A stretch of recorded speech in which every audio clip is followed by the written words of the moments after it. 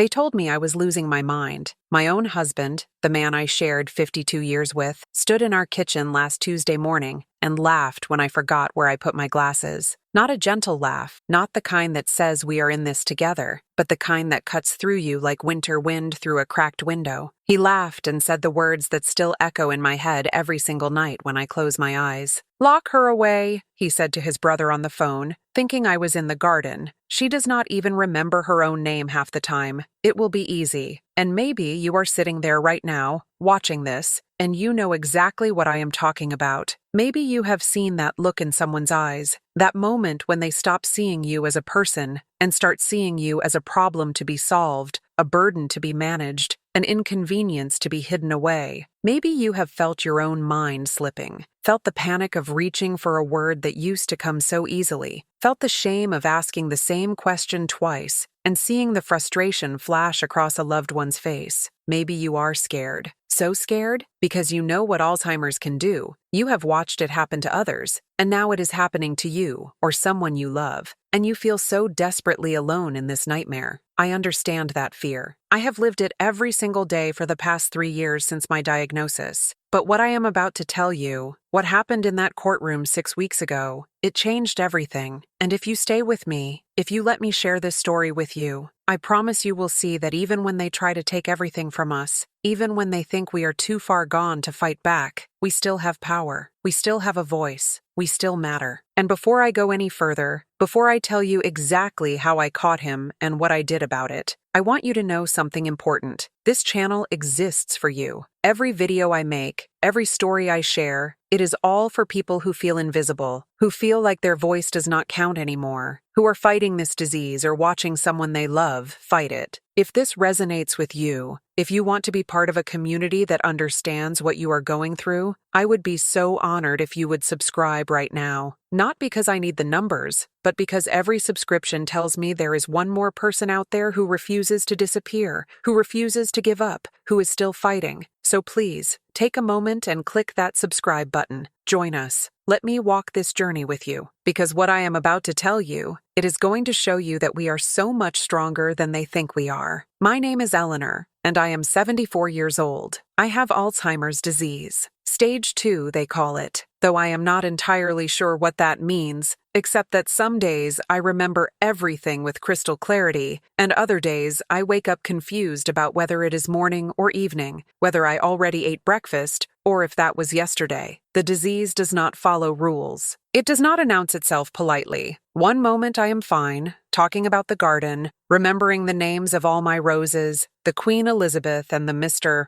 Lincoln and the double delight that I planted 20 years ago when my mother passed, and the next moment I am standing in my own hallway asking a stranger where the bathroom is, except that stranger is my daughter Lisa, and this hallway is the same one I have walked down every day for 30 years. The one with the family photos on the left wall and the window that catches afternoon sun and makes everything golden. The terror of those moments, when reality shifts and nothing makes sense anymore, I cannot describe it adequately to someone who has not felt it. It is like drowning in air, like the whole world has become unfamiliar and threatening, and you are trapped inside your own head screaming for someone to help you find your way back to shore. But there is no shore anymore, just endless water in every direction, and you cannot remember how to swim. And the worst part, the absolute worst part that nobody tells you about this disease, is watching the people you love grow tired of you, watching patience turn to frustration, turn to resentment, turn to that cold calculation in their eyes when they start thinking about nursing homes and memory care facilities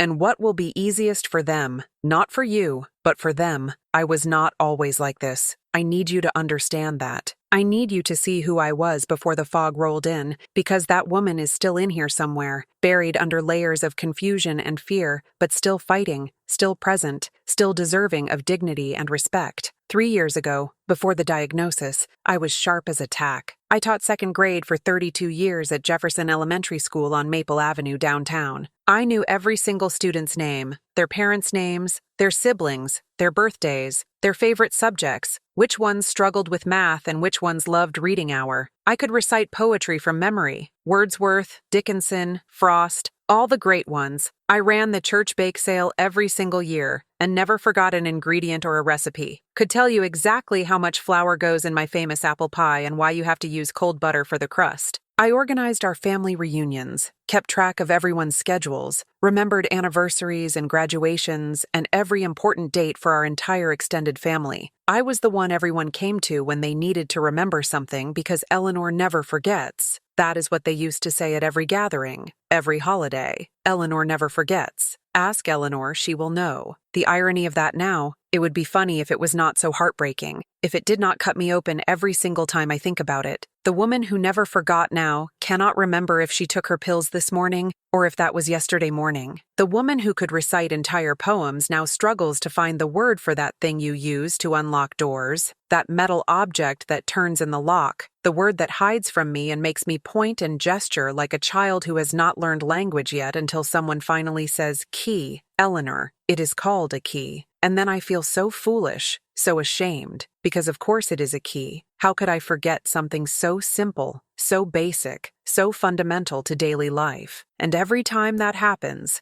every time I reach for a word or a memory and come up empty, I feel a piece of myself disappear, like I am being erased one word at a time, one memory at a time, one piece of Eleanor at a time, until someday there will be nothing left but a body going through motions without understanding why, a shell walking around wearing my face. That is what Robert saw happening to me. He watched me change over those 3 years from the capable woman he married into someone who needed help, who needed patience, who needed love and understanding more than ever before. And instead of rising to meet that challenge, instead of being the partner he vowed to be when he said those words in sickness and in health 52 years ago in that little church on the corner of 5th Street, he saw it as a burden, as something to be fixed or removed or hidden away, as a problem that inconvenienced his life, his plans, his golden years that he apparently thought he deserved to spend without the weight of a sick wife dragging him down. Robert was not always cruel. I need to say that because it makes what happened even harder to understand, even more painful to accept. When we first met in 1971, he was kind. He was funny. He brought me flowers every Friday and told me I had the prettiest smile he had ever seen. He proposed on a beach at sunset with a ring he had saved 6 months to afford. We built a life together, 3 children, David and Lisa and Michael, a house we bought with our first real savings, Christmases and birthdays and ordinary Tuesdays that felt magical just because we were together. He used to bring me coffee in bed every Sunday morning. He used to call me from work just to hear my voice. He used to hold my hand when we walked anywhere, even just to the mailbox and back. I do not know when that man disappeared. Maybe it was gradual, so slow I did not notice until he was already gone. Maybe it happened all at once and I was too caught up in my own declining mind to see it. But by the time I got my diagnosis 3 years ago, by the time the doctor sat us down in that sterile office and said the words Alzheimer's disease, Robert was already someone different, someone harder, someone who looked at problems and calculated solutions instead of feeling empathy or offering comfort. And I became his biggest problem. The first year after diagnosis was not terrible. He was still trying, or at least pretending to try. He would drive me to appointments. He would help me organize my pill box every week. He would gently correct me when I got confused about dates or names. But I could see it wearing on him.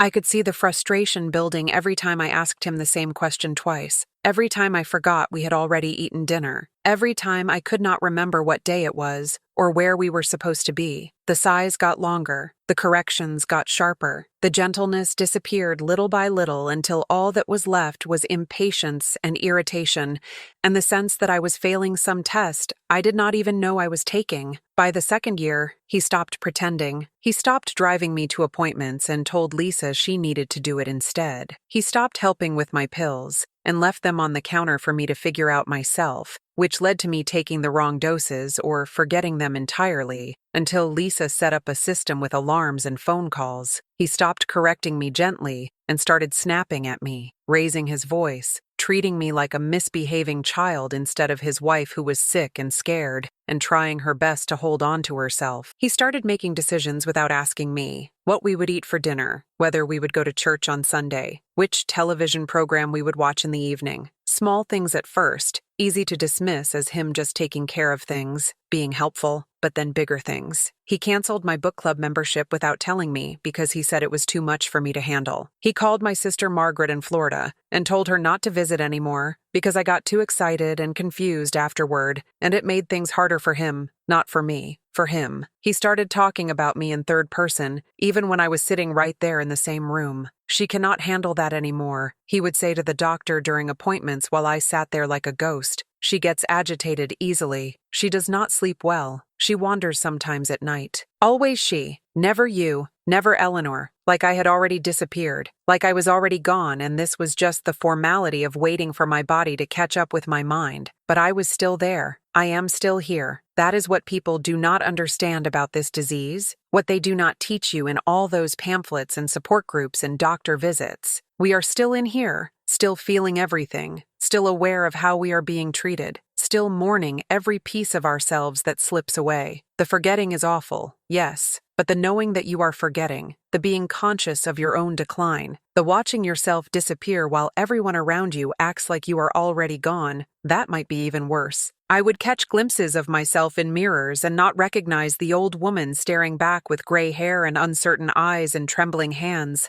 and then I would remember with this crushing wave of grief, oh, that is me now. That is what I have become, and the sadness would hit me fresh all over again. Who is that woman? Where did Eleanor go? The Eleanor who knew every state capital and could do crossword puzzles in pen and never missed a name or a face. Some days I could feel her slipping away like water through my fingers, and I would try so hard to hold on, to grasp at memories and words and pieces of myself, but the harder I tried, the faster she seemed to disappear into some fog I could not penetrate. Robert knew all this. He saw it happening right in front of him every single day. He watched me struggle and suffer and fight to stay present. And instead of holding me closer, instead of being the anchor I desperately needed in this storm, he started planning my disappearance. I did not know it at the time. I did not suspect anything. I trusted him completely because after 52 years of marriage, why would I not? He was my husband, the father of my children, the man I built my entire adult life around. If I could not trust him, who could I trust? But he was talking to lawyers, looking into facilities, checking our finances to see how long he could afford to keep me somewhere out of sight before he would have to sell the house. Our house. The house where we raised our 3 children, where we celebrated 40 anniversaries, where every room holds a memory I am terrified of forgetting. The kitchen where I taught Lisa to bake, the living room where we put up Christmas trees every year, and the boys would fight over who got to put the star on top, the bedroom where I held each of my babies for the first time after bringing them home from the hospital, the garden where I planted those roses and spent 30 years nurturing them, talking to them, watching them bloom every spring like old friends coming back to visit. He was ready to erase all of that, to take it all away from me, to put me somewhere out of sight so he could what? Start over? Pretend the last 52 years never happened? Live out his golden years without the burden of a sick wife? The day I overheard him on the phone,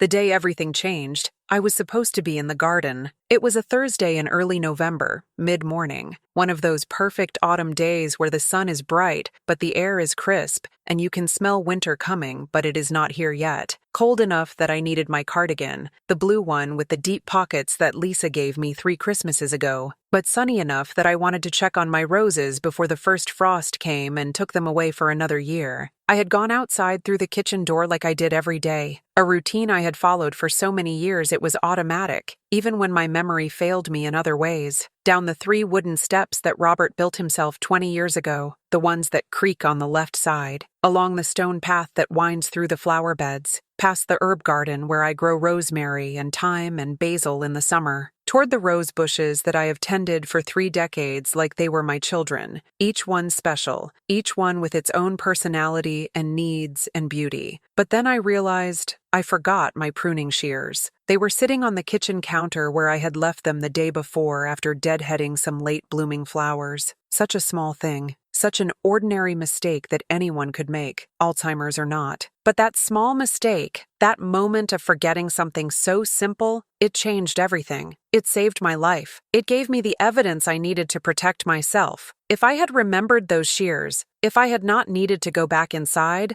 I would never have heard what Robert was planning. I would have found out when it was too late, when the papers were already filed and the doctors had already testified, and the judge had already signed the order sending me away. So I came back inside through the kitchen door, opening it slowly because the hinges squeak, and I did not want to disturb Robert if he was watching television or reading the newspaper in his chair. And that is when I heard his voice from the living room, floating down the hallway toward me like poison in the air. He was talking to his brother James, who lives in Michigan, 2 states away, and he did not hear me come in because the television was on low, some news program he watched every morning, and he was focused on his conversation, his back to the hallway, his voice carrying in that way voices do when someone thinks they are alone and does not bother to be quiet. "Lock her away," he said, just like that. Lock her away. 3 words that stopped my heart in my chest and made my blood run cold and made me freeze there in the doorway, with my hand still on the doorknob and my whole body suddenly shaking. She does not even remember her own name half the time. It will be easy. The doctors will back me up. She is not competent anymore. I can get power of attorney, make all the decisions, and she will be in a facility by Christmas. Just 2 months, James. 2 months, and this will all be over, and I can finally have my life back. Finally be free of this burden. Finally stop pretending I care about someone who is not even really there anymore. James must have said something, must have asked a question or raised a concern,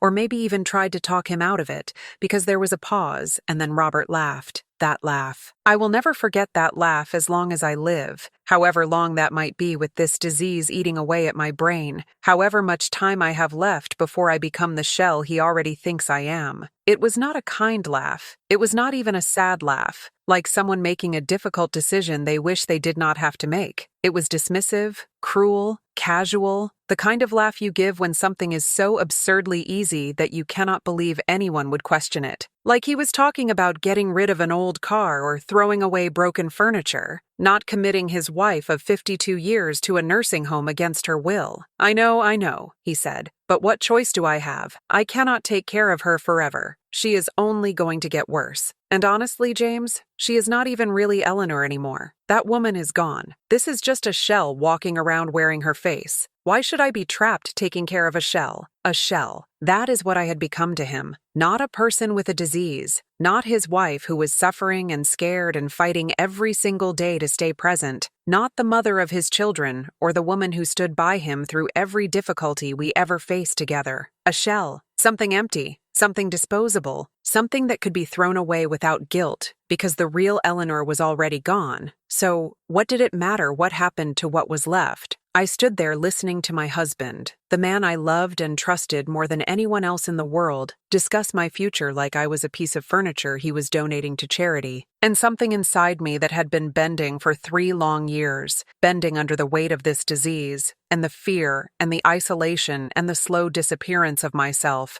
something inside me finally snapped, not broke, snapped. There is a difference. When something breaks, it is damaged, weakened, finished, ready for the trash heap. When something snaps, it is still whole, still strong, just reconfigured into something new, something that will not bend anymore. And in that moment, standing in my own kitchen, listening to Robert laugh about locking me away, I snapped into a version of myself I did not know existed anymore. A fighter, a survivor, someone who was not going to let this happen without a fight. I backed out of the kitchen as quietly as I had entered. He never knew I was there, never suspected I had heard anything. I went back to the garden and stood there among my roses trying to breathe, trying to think clearly, trying to hold on to what I had just heard because my memory is so unreliable now, and I was terrified I would forget the details, forget the words, forget the evidence I desperately needed. But this memory, this particular memory, it burned itself into my brain with perfect clarity. Every word, every inflection, every cruel laugh. The fog that usually clouds everything lifted for those moments, and I could think clearly for the first time in months, and I knew exactly what I had to do. I had to protect myself. I had to gather evidence. I had to prove that even with Alzheimer's, even with the forgetting and the confusion and the moments when I did not know where I was, or what year it was, or who that person in the mirror was supposed to be, I was still Eleanor. I still had rights. I still deserved to make my own choices about my own life, my own future, my own body and mind. I was still a person, not a shell, not a problem, not something to be erased for someone else's convenience. So I started recording everything. I had a small digital voice recorder, one of those simple ones my daughter gave me 2 years ago for my birthday, so I could record reminders to myself,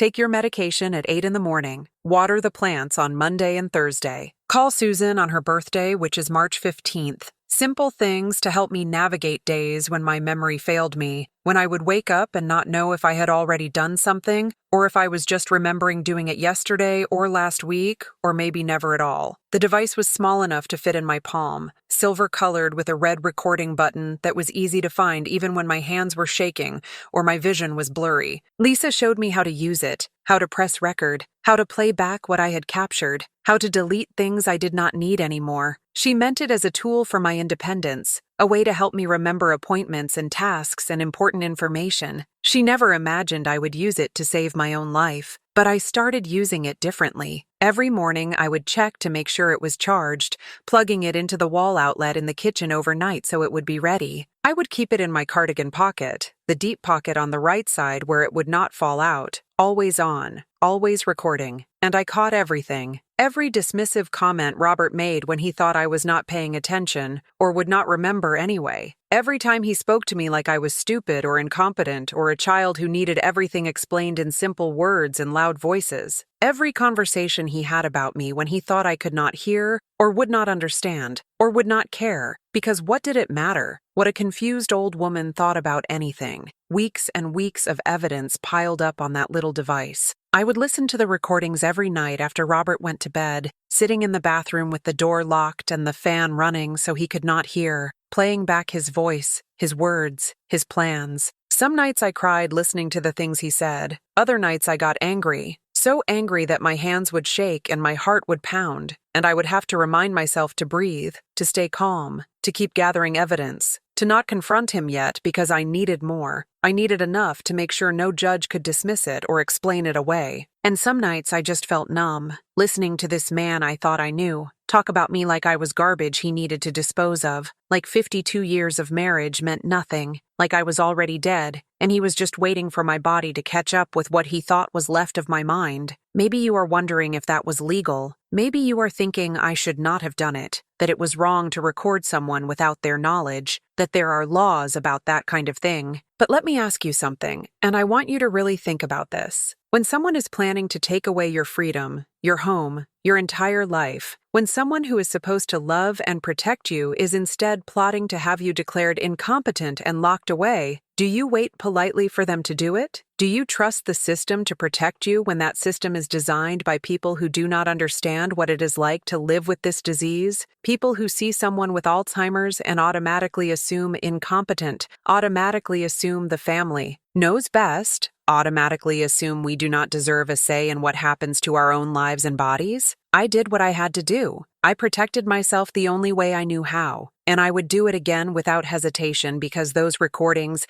that evidence, it saved my life. The recordings went on for 6 weeks. Every single day, I would check to make sure the device was charged, make sure it was recording properly, make sure I was capturing everything I needed. Some days I forgot what I was doing and found the recorder in my pocket hours later, still running, full of mundane conversations about the weather and what we were having for dinner and whether we needed milk from the store. But other days I got gold. I got Robert on the phone with a lawyer named Mitchell discussing how to have me declared legally incompetent. I got him talking to our son David, trying to convince him that putting me in a home was the right thing to do, the kind thing, the only responsible choice, even though David kept saying he was not sure. Maybe we should wait. Maybe there were other options. Maybe Mom was not as bad as Dad was making her sound. I got Robert talking to James again, multiple times, discussing which facilities were cheapest, which ones accepted Medicaid, which ones had the shortest waiting lists. I got him saying things I never thought I would hear from the man I married. "She is not the woman I married anymore," he said once, and his voice was so cold, so detached. "That woman is gone. This is just a shell walking around. Why should I be trapped taking care of a shell? There is no point. She does not even know who I am half the time, except I did know who he was. I always knew who he was, even on my worst days. Even when I could not remember what year it was, or where I put my keys, or whether I had eaten lunch, I knew Robert. I knew his face, his voice, his presence. I might forget his name for a moment, might call him by our son's name,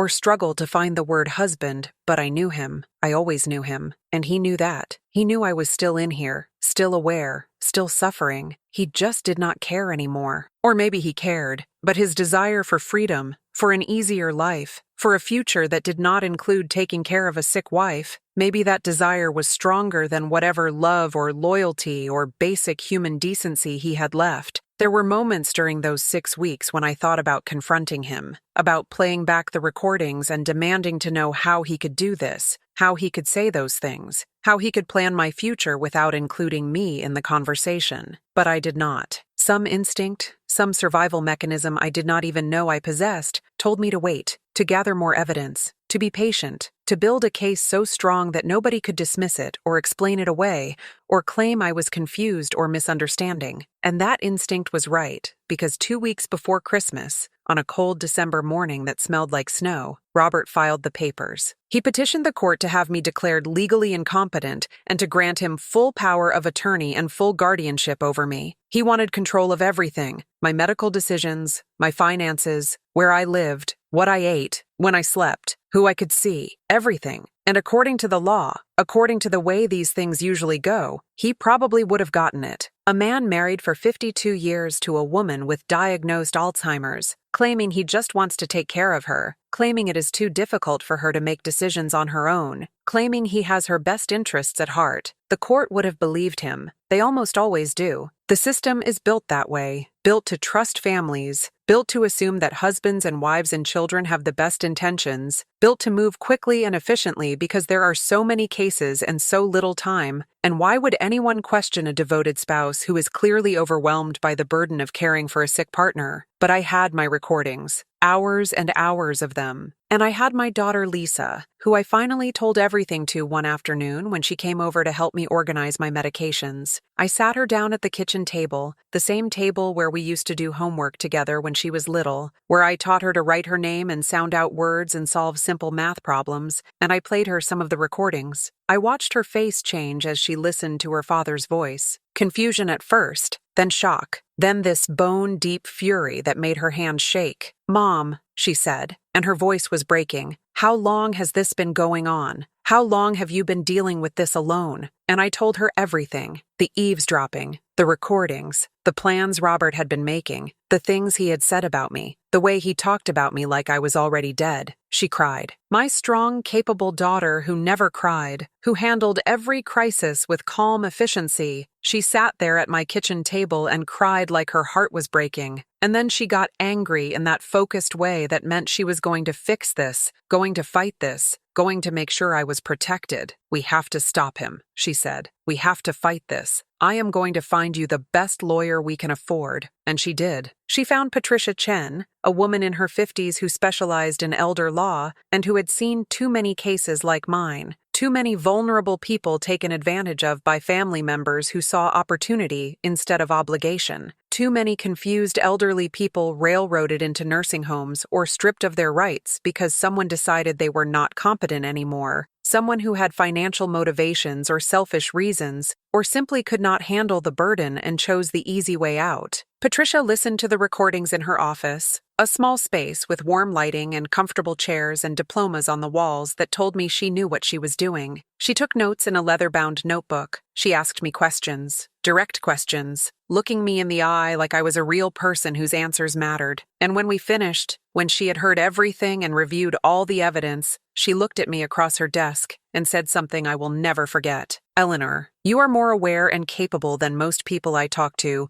who do not have Alzheimer's. You understand exactly what is happening. You can articulate your wishes clearly. You know your rights. We are going to win this. We are going to make sure you get to decide what happens to your own life." And I want to pause here for a moment because I know some of you watching this, some of you are living this same nightmare right now. Maybe your spouse or your children or your caregivers are making you feel invisible, incompetent, like your voice does not matter anymore. Maybe you are watching someone you love go through this and you feel powerless to help them. And I want you to know that you are not alone. You are not powerless, and your voice, your experience, it matters. So I am going to ask you to do something that might feel small, but is actually incredibly powerful. I want you to comment below with these exact words. "I am still here." Just that. I am still here, because you are, we are. No matter what this disease takes from us, no matter how confused we get or how many things we forget, we are still here. We are still people. We still deserve dignity and respect and the right to make our own choices. And every person who leaves that comment,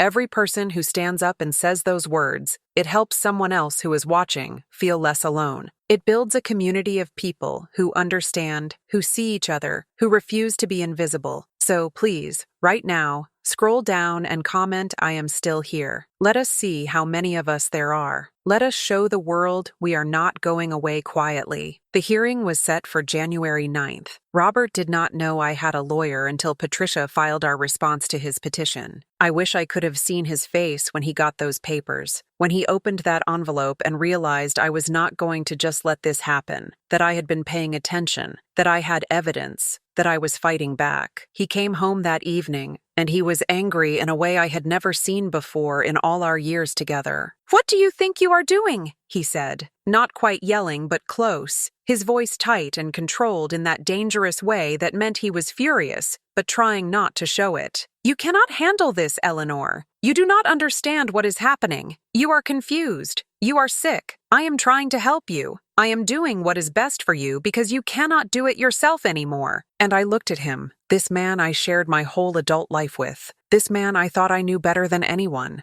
and I said very calmly, very clearly, "I understand perfectly, Robert. I understand you want to lock me away. I understand you think I am just a shell. I understand you have been planning this for months. I understand everything." And he went pale. Actually pale, the color draining from his face like I had slapped him. He realized in that moment that I was not as far gone as he thought, that I had been listening, that I knew exactly what he had been planning. And for just a second, just a brief flash, I saw something in his eyes that might have been shame. But then it was gone, replaced by anger and defensiveness. "You recorded me," he said, "and it was an accusation, like I had done something unforgivable instead of protecting myself from his betrayal. You had no right. That is illegal. No court will accept that as evidence." But he was wrong. And the weeks leading up to the hearing, those were some of the hardest weeks of my life. We barely spoke. He moved into the guest room at the far end of the hallway. He stopped even pretending to care about my well-being, stopped asking if I had taken my pills or eaten breakfast, stopped looking at me at all if he could help it. The house felt like a battlefield, cold and tense, every room charged with unspoken anger and resentment. And I practiced. Patricia would come over 2 or 3 times a week, and we would go through everything. She would ask me questions, hard questions, the kind the judge would ask,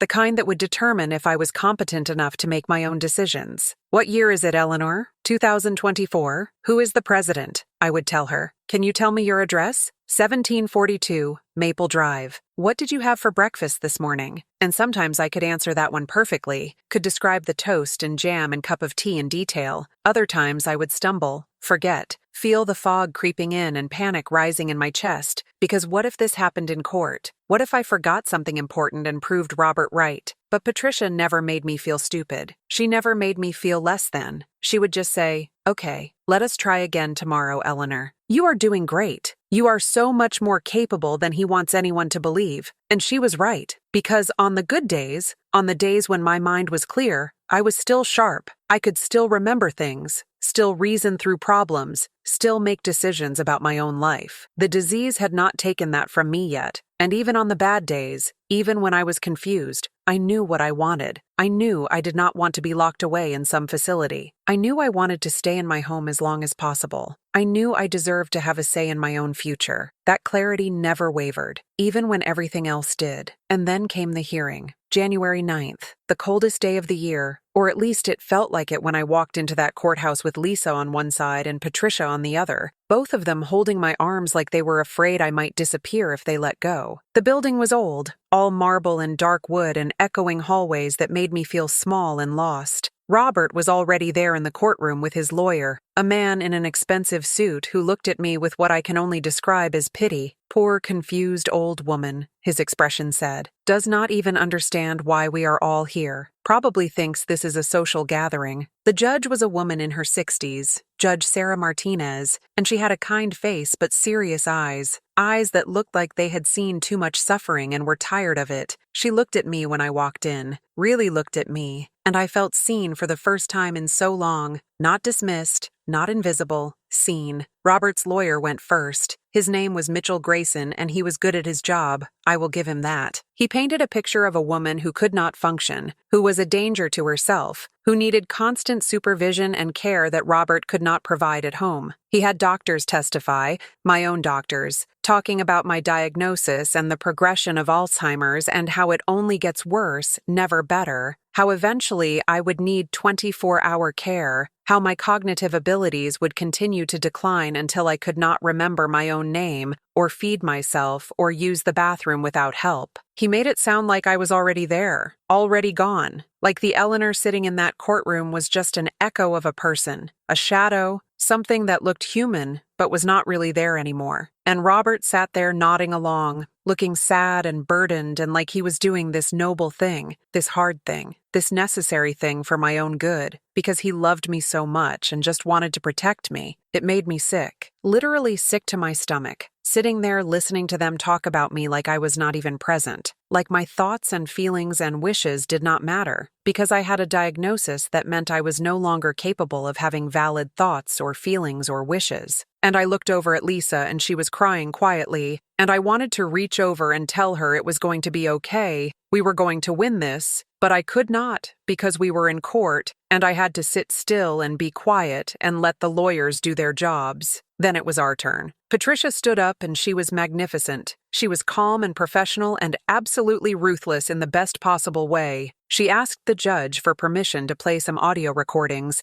and Mitchell objected immediately, jumping up from his seat like he had been stung, saying they were obtained improperly, that I did not have the capacity to understand what I was doing when I recorded them, that they should not be admissible. But Judge Martinez, bless her, she looked at him and said, I want to hear them. Eleanor is the subject of these proceedings, and her voice, her evidence, deserves to be heard. If you have objections to their admissibility, I will consider them after I have listened, but I am not going to dismiss evidence without hearing it first. So Patricia played them. Not all of them, because we did not have time for hours of recordings, but the most damning ones. The ones where Robert talked about how I was just a shell. The ones where he laughed about how easy it would be to lock me away. The ones where he discussed with James how much money he would save if he put me in a state facility instead of a private one. How he could sell the house afterward and use the money for himself. How he had already talked to a real estate agent about property values and market conditions. The ones where he told the lawyer to make sure the paperwork was airtight so I could not fight back, so there would be no appeals. So once the judge signed the order, I would be committed, and that would be the end of it. The courtroom was absolutely silent, except for Robert's voice coming from that small recorder. I watched the judge's face, and I saw her expression change from neutral to troubled to genuinely angry. I watched Robert sink lower and lower in his chair, his face turning red, his hands clenching into fists on the table in front of him. I watched Mitchell looking increasingly uncomfortable, shuffling papers and whispering urgently to Robert. And when the recordings finally finished, when that last cruel laugh faded away and the courtroom was silent again, Patricia said, Your Honor, I would like to call Eleanor Thompson to the stand. I was terrified. What if I forgot something important? What if I got confused up there in front of everyone and proved them right? Proved that I was incompetent, that I could not handle this. But Patricia had prepared me, and Lisa squeezed my hand as I stood up, and I walked to that witness stand on shaking legs, and I sat down, and I took a deep breath, and I looked at Patricia, and I was ready. She asked me simple, clear questions. Eleanor, do you understand why we are here today? Yes, I said, and my voice was steady even though my hands were shaking. My husband wants to have me declared incompetent so he can control my life and put me in a nursing home against my will. Eleanor, do you want to go into a nursing home? No, I said. I want to stay in my home as long as I am able. I want to tend my garden and sleep in my own bed and wake up surrounded by 50 years of memories.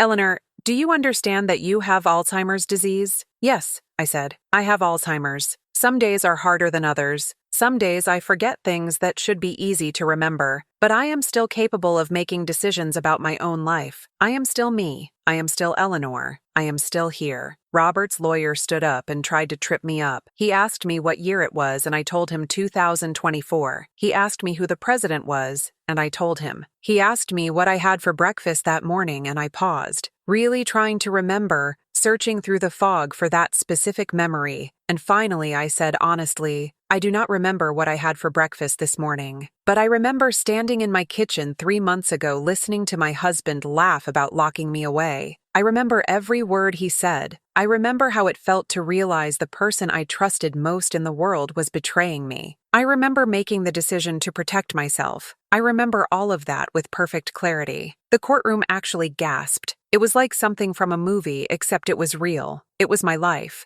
and I was fighting for it with everything I had left. And I saw Judge Martinez nodding slightly, just the smallest movement of her head. And I knew in that moment that we were going to win. Patricia asked me a few more questions, and then she was done, and I was allowed to step down. Robert's lawyer tried to do damage control, tried to explain away the recordings, tried to make Robert sound like a victim who had been secretly recorded by his confused wife, but it was too late. The damage was done. The truth was out there, and everyone in that courtroom had heard it. Judge Martinez called Robert to the stand. She asked him directly if the recordings were accurate, if those were really his words. He tried to deny it at first, tried to say they were taken out of context, that I had misunderstood, that he was just venting to his brother and did not mean any of it. But she cut him off. "Mr. Thompson," she said, and her voice was cold as ice. "I have listened to hours of these recordings. There is no context that makes what you said acceptable. You called your wife a shell. You laughed about committing her against her will. You discussed hiding assets and putting her in the cheapest facility you could find. You planned all of this behind her back while pretending to care for her. Is that the action of someone who has her best interests at heart?" He did not have an answer. He just sat there, his face red, his jaw clenched, and for the first time in our 52-year marriage, I saw him for exactly what he was. Not my partner, not my protector, not the man I thought I married. Just a selfish, cruel person who was willing to betray me in my most vulnerable moment to make his own life easier. Judge Martinez did not even take a recess to make her decision. She denied Robert's petition right there in the courtroom. She said that I was clearly capable of understanding my situation and making informed decisions about my care, that the recordings demonstrated his motivations were not in my best interest, but in his own interest, and that she would not be a party to stripping away my rights based on his false claims of incompetence. She granted Lisa temporary guardianship with my full consent, meaning my daughter would help me manage things on the days when I was confused or struggling, but that I retained the right to make my own decisions about my medical care, my living situation, my finances, all of it. And then she did something I did not expect. She ordered Robert out of the house. She said that his behavior as documented in the recordings constituted emotional abuse and elder abuse, that I had the right to feel safe in my own home, and that he needed to vacate the premises immediately and was prohibited from contacting me except through lawyers. I won. I actually won. And when the judge dismissed the case and stood up to leave, I looked over at Robert, and he could not even meet my eyes. He just sat there staring at the table while his lawyer gathered papers and whispered what I assume were reassurances or next steps or something. Lisa hugged me so tight I could barely breathe, and Patricia was smiling this huge, genuine smile,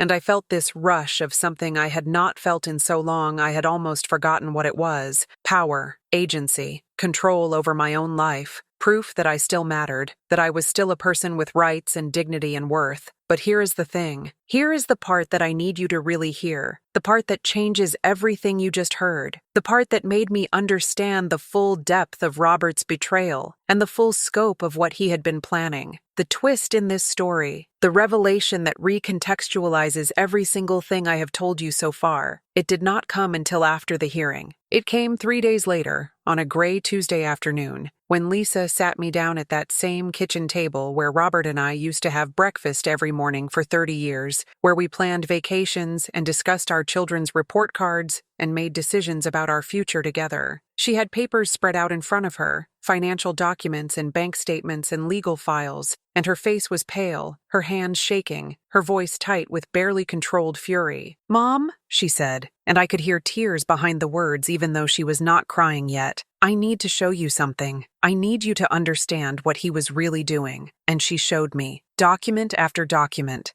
statement after statement, a paper trail of theft and deception that went back not weeks or months but over a year, maybe longer, maybe starting from the very moment I got my diagnosis, and he realized he had an opportunity. Robert had emptied our joint bank accounts. Not just some of the money, not just a portion he thought he needed or deserved, all of it. Every single penny we had saved together over 52 years of marriage, gone, transferred in carefully timed increments over the course of months, amounts just small enough that I would not notice the withdrawals, that would not trigger any automatic alerts or red flags, amounts that looked like ordinary expenses if anyone ever questioned them. $10,000 in March, $15,000 in May, $8,000 in July, on until the accounts that used to hold our entire life savings, money we had been building since we were in our 20s, money we scrimped and saved and sacrificed for, money that was supposed to secure our retirement and leave something for our children, those accounts were empty, zero balance, nothing left, and the house, our house, the house we bought together in 1978 with our first real savings and a mortgage we worked so hard to pay off, the house where we brought our babies home from the hospital, the house where we celebrated every Christmas and birthday and milestone, the house with my garden and my roses and my memories in every single room. That house was in both our names, joint ownership, equal partnership, the way everything in our marriage was supposed to be. But Robert had taken out a second mortgage against it without my knowledge, without my signature, using some legal loophole or forged documents, or I still do not fully understand how he did it. $70,000 he borrowed against our home, against my home, and put directly into an account I did not have access to. $70,000 of debt that I did not know existed until Lisa showed me the papers. Our retirement funds, the ones we had been building since our 30s, when a financial advisor told us we needed to start planning for the future, those funds were supposed to be protected, supposed to be in both our names with rules about withdrawals and penalties for early access. But Robert found ways around those rules. He had been slowly draining them for months, taking out amounts just small enough to avoid penalties, just small enough that I would not notice even if I had been paying attention, which I was not because I trusted him completely, and also because my mind was increasingly unreliable, and I was not checking bank statements or reviewing financial documents the way I used to. $3,000 here, $5,000 there. Small amounts that added up to tens of thousands of dollars transferred out of our shared future and into his private plans. Lisa showed me the nursing home he had been looking at, not just looking at casually, not just considering as one option among many. He had filled out preliminary paperwork. He had listed my medical conditions and medications. He had calculated costs and payment plans. And the facility he chose, the place he was planning to send me, it was not one of the nice private facilities with individual rooms and activities and gardens where residents could maintain some dignity and quality of life. It was a state-funded facility, the kind of place you send someone when you have no money and no other options, the kind of place that is overcrowded and understaffed and smells like urine and despair, a place where they would park me in front of a television all day and feed me whatever was cheapest and change my diaper when they remembered and wait for me to die. And here is the thing. Here is the part that made me physically ill when Lisa explained it to me. We had money. We had plenty of money. Or we used to before Robert stole it all. We could have afforded one of the nice facilities if it came to that. If I really did reach a point where I could not take care of myself anymore and needed professional help, we could have afforded in-home care, nurses who would come to our house and help me while I stayed in familiar surroundings. We had options. We had resources. But Robert did not want to spend that money on me. He wanted it for himself. He wanted to put me in the cheapest place he could find, warehouse me until I died, and keep all our money for his new life, his fresh start, his golden years without the burden of a sick wife dragging him down. My Alzheimer's, my confusion, my vulnerability, my failing memory and increasing dependence, he saw all of it as an opportunity, not as a tragedy or a challenge or something we would face together as partners, as an opportunity, a chance to get rid of me and get rich doing it, a chance to take everything we had built together over 52 years and make it his alone, a chance to rewrite our history, to erase me from his future, to start over as if Eleanor had never existed, or at least as if the Eleanor who existed now was not worthy of basic decency or compassion, or the resources we had saved together. And if I had not overheard that phone call, if I had not started recording, if I had not fought back with every ounce of strength I had left, this would have worked. his plan would have succeeded. I would be sitting in that horrible facility right now, confused and scared and alone, not understanding why I was there or where my family was or why no one visited me. Robert would be living comfortably on our money, maybe in a new house in Florida near his brother, maybe with a new companion who did not have any inconvenient illnesses or memory problems, telling everyone what a tragedy it all was, how his wife got so sick he had no choice but to put her in a home, how he visits when he can, but it is so hard to see her like that, so painful to watch someone you love disappear. All lies, all performance, all in service of stealing from me and abandoning me and pretending it was an act of love. That is the real twist. That is what I need you to understand. The person who was supposed to love me most in this world, the person who promised to stand by me in sickness and in health, to love and cherish me until death do us part, he was the biggest threat I faced. Not the disease, not my failing memory, not my confusion or my fear. Him, the man I trusted completely, and I almost did not see it. I almost let it happen, but I did not. I fought back. I protected myself. I gathered evidence and I stood up in that courtroom, and I proved that even with Alzheimer's, even with all my struggles and all my confusion and all my bad days, I was still a person who deserved dignity and respect and the right to make my own choices, and I won. Robert filed for divorce the next week. 52 years of marriage ended with papers delivered by his lawyer. I have not seen him since the courthouse. I do not want to see him. Lisa is handling all the legal stuff, working with Patricia to make sure I get what I am entitled to from the divorce, making sure he does not steal anything else from me. The house is mine. The judge made sure of that. Most of our savings are gone, but we are fighting to get some of it back, and even if we do not, even if he gets away with stealing from me, I still have what matters most. My home, my daughter, my dignity, my freedom. I still have Alzheimer's. That has not changed, and it will not change. I still have days where I forget things, where I get confused, where the fog rolls in and I cannot find my way out. But I also have proof that those days do not define me, that I am more than this disease, that I can still fight, still protect myself, still matter. And that is why I started this channel. That is why I am sharing my story with you today. Because there are so many people out there going through what I went through.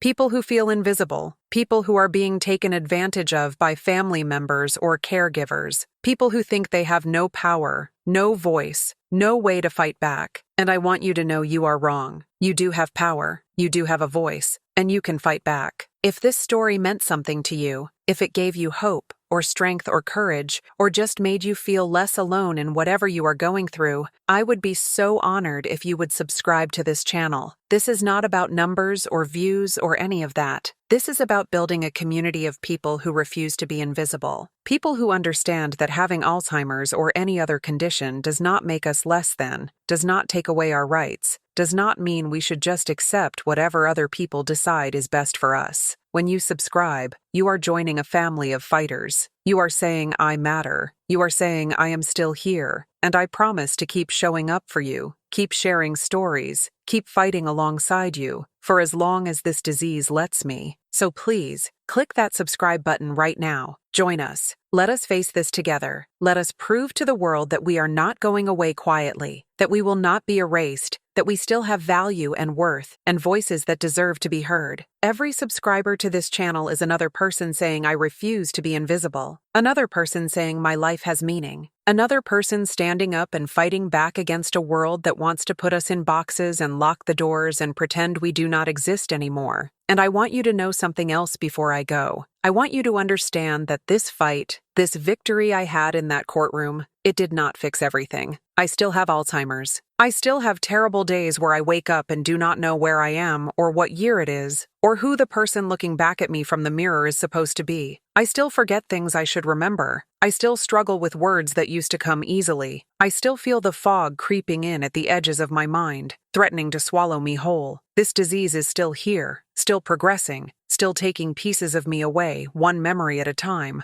But I also have my dignity. I have my home. I have my daughter who checks on me every day and helps me when I need it without making me feel like a burden. I have my garden and my roses and my kitchen where I can still make tea even on the bad days. I have the knowledge that I fought for myself when it mattered most, that I did not just give up and let someone else decide my fate. I have proof that even with this disease, Even with all the struggles and confusion and fear, I am still a person who deserves respect and autonomy and the right to make choices about my own life. And that matters. That matters more than I can possibly express. There are moments, quiet moments usually in the evening when the sun is setting and the light in my living room turns golden and warm, when I think about what would have happened if I had not heard that phone call. If I had remembered my pruning shears that morning, if I had stayed in the garden just 5 more minutes, I would be in some facility right now, some cold, impersonal place that smells like disinfectant and overcooked food, sharing a room with strangers, eating meals at scheduled times whether I was hungry or not, taking medications given to me by people who did not know my name or care about my preferences, wondering why my children never visited, not knowing it was because Robert told them it was too upsetting for me, that I did not recognize them anyway, that it was better for everyone if they just stayed away, dying slowly in a place that was not my home, surrounded by people who saw me as a patient instead of a person, forgotten by the world, and especially by the man who promised to love me forever. That almost happened. That was days away from happening when I overheard that conversation, and the thought of it, the knowledge of how close I came to losing everything, it still makes my heart race and my hands shake and my breath come faster. I was saved by accident, by forgetting pruning shears, by a moment of memory failure that ironically gave me the information I needed to fight back against someone who was using my memory failure as an excuse to get rid of me. The universe works in strange ways sometimes, but I do not want anyone else to have to depend on accidents or luck or coincidence. I do not want anyone else to almost lose everything before they realize they need to fight. That is why I am here. That is why I am sharing this story, even though it is painful and personal and exposes the worst moments of my life. Because if even one person watching this recognizes themselves in my story, if even one person realizes they need to start protecting themselves, if even one person finds the courage to stand up and say I deserve better than this, then it was worth it. Then my pain has purpose. Then Eleanor's story, this version of Eleanor who is still fighting even as pieces of her slip away, this story matters. I wish I could tell you that Robert regretted what he did,